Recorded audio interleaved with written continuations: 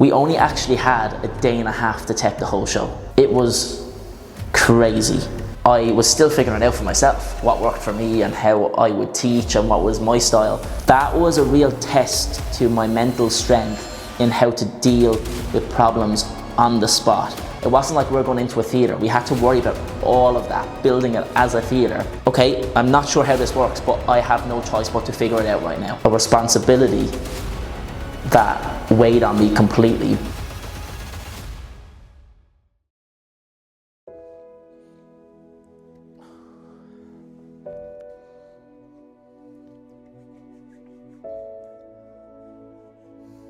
I've been a dancer pretty much my whole entire life.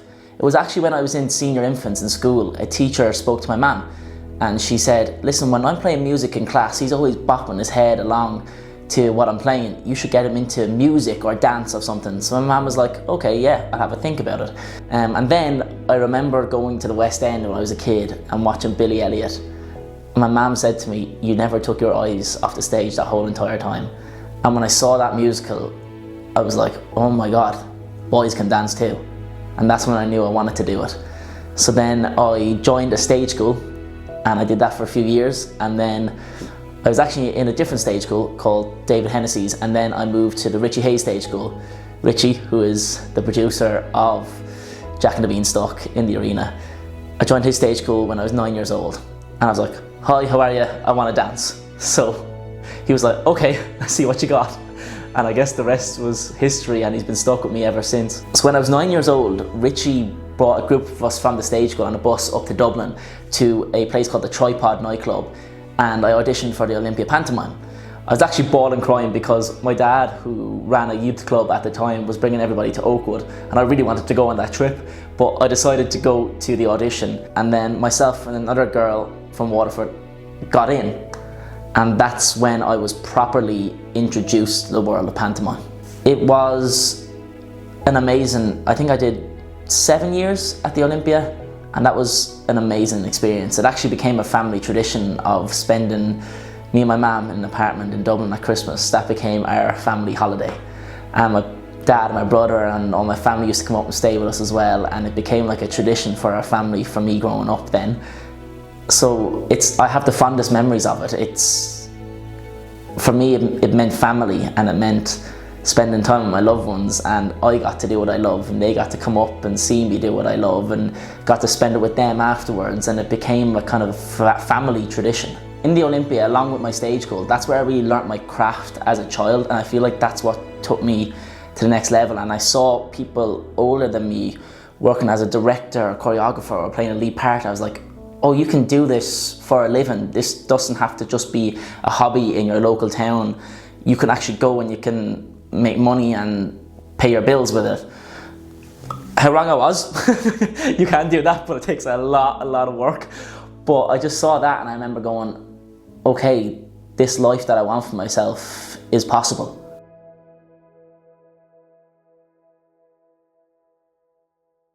Dance for me was an escape from reality. Growing up in the countryside where I went to school, doing dance was not the norm. It was either you play sports, you play GAA, you play football. Anything outside of that was considered weird. And I got bullied for it growing up, but that made me who I am today, and also made me want to do it 10 times more. And it's not anything of like I'm trying to feel sorry for myself, it's just lack of understanding. I was doing something that was different to everybody else. Of course they're going to be like, what are you doing? And I always felt like an outsider, but when I would go into a dance class in the evening or on a Saturday in my stage school, I felt like I could truly be myself. And that's where I felt, okay, this is where I belong and I can be the best version of me. And it's hard because so many boys in this industry get bullied. It's almost somehow become a rite of passage for boys that want to dance. I didn't let it get to me. Obviously I used to come home crying and I was upset, but deep down it fueled me to keep going and go, you know what, I want to prove every single one of you wrong. And I feel, in a way, I'm glad it has happened, because that was the fuel I needed to get out of my local town and go and attempt to chase my dreams. I spent 2 years in the College of Dance, then 4 years of training in London. But leaving school for me was a calculated decision, even though I was only 15. Like, I don't say to everybody, you should leave school and go to college, dance college. You should just leave school and just start acting straight away. Like, some people enjoy school and it's always good to have that backup. But for me, I didn't want that backup. I wasn't giving myself an option. It was all or nothing. And in my mind, I was going, okay, I'm 15 years old. Why would I do transition year, 50 or 60 years, spend 3 years in school when I can go get ahead and start training younger, professionally training? It made more sense. Like, if I needed my leaving cert to get into those colleges, yeah, fair enough. But I didn't. So my mentality was, if I go now, I can get ahead. And by the time I get to London, I'll only be 17 with 2 years of professional training already under my belt. So I convinced my parents and then moved to Dublin when I was 15. After the College of Dance, I went to a place called CPA Studios on the O'Connor/O'Reilly scholarship, which was given to me by 3 of the most amazing people, Joseph and David O'Reilly, who are brothers.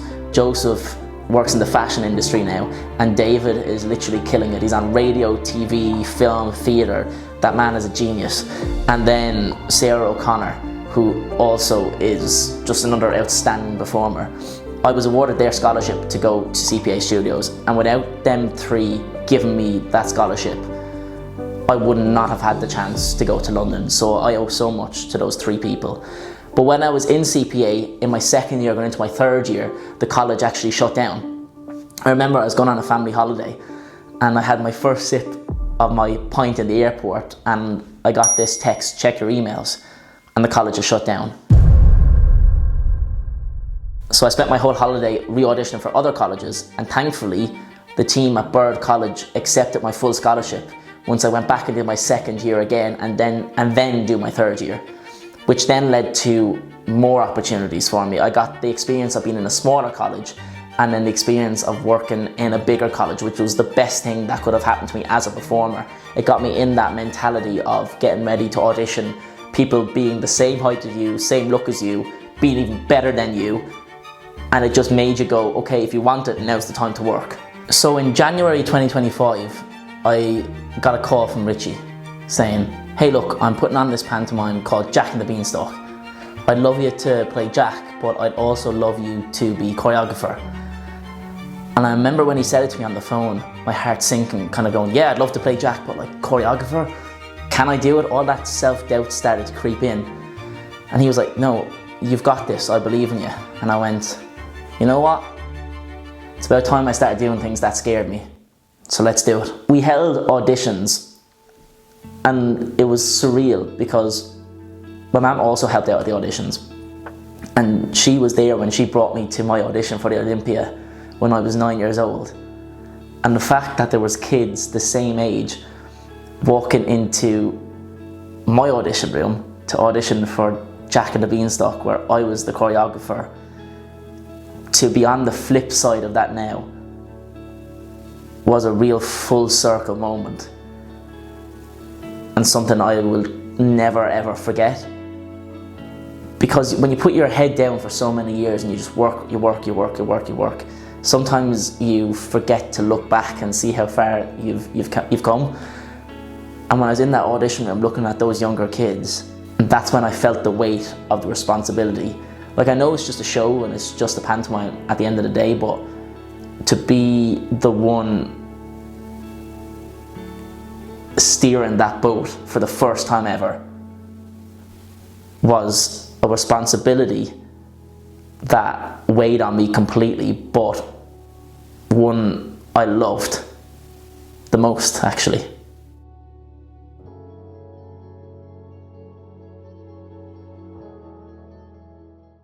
Coming up with the choreography was a process.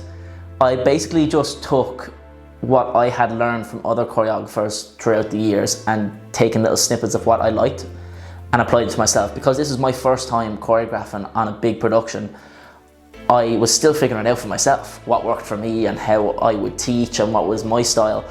So I just used what I had seen in the past and seen if that worked for me.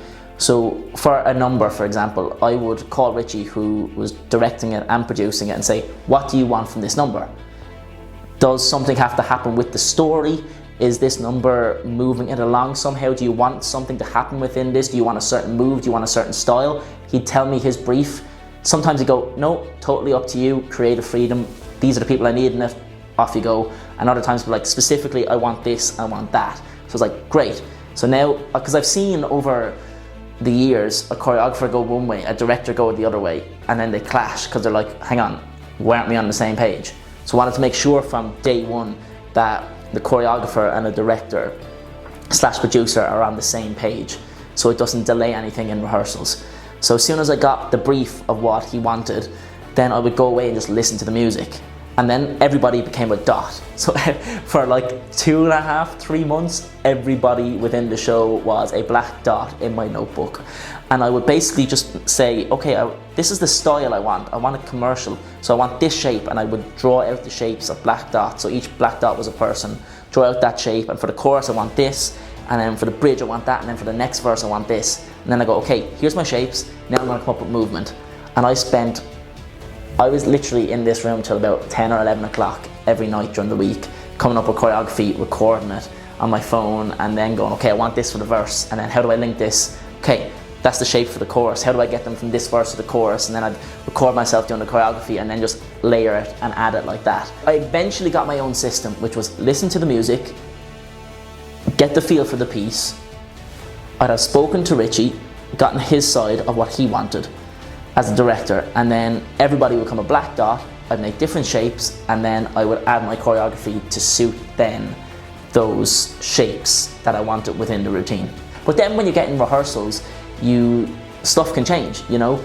Stuff that I had planned in my head doesn't physically now work with bodies in the way, so you have to constantly readjust your choreography and not get too bogged down of like, this is what I want, it can't change. You have to be open for change. Learning to command the room of 48 kids, teens, 8 dancers, and a full principal cast was by far a complete different challenge in itself. Learning to be professional and keep the boat moving whilst also being friendly and approachable and making an enjoyable experience for everybody. It definitely brought a new set of challenges with how to deal with different personalities and gel people together to keep this thing moving, especially creatively.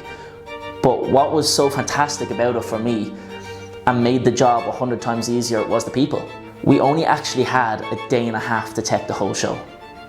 It was crazy. That was a real test to my mental strength in how to deal with problems on the spot that were constant, because this was the first time.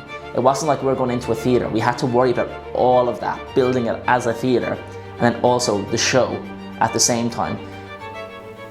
Having to fix problems on the go and go, yeah, okay, I'm not sure how this works, but I have no choice but to figure it out right now, challenged me mentally.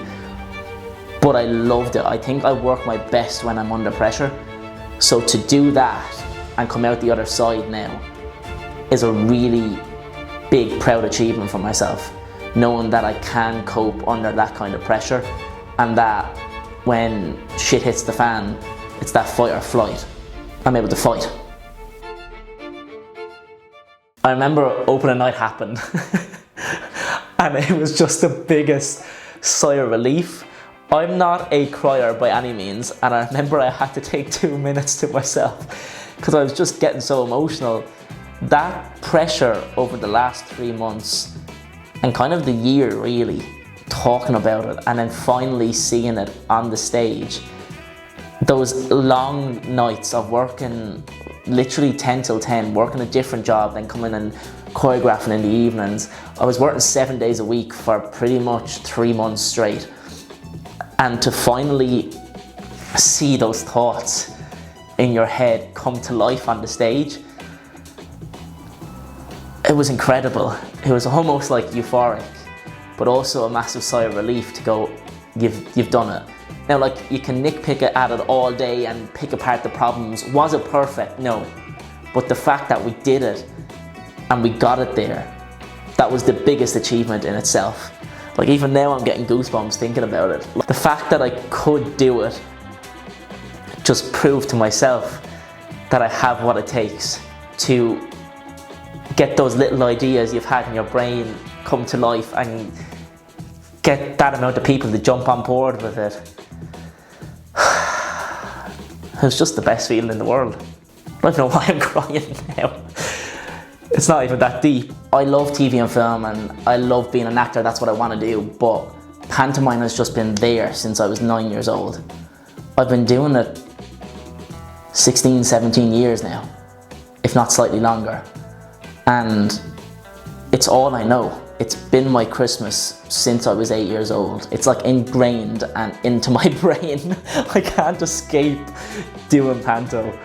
It's literally, yeah, it's part of who I am, and the more I try to get away from it, the more it tends to just come back into my life. So now I've learned to just finally embrace it. So if you're to ask me, would I do it again? Absolutely.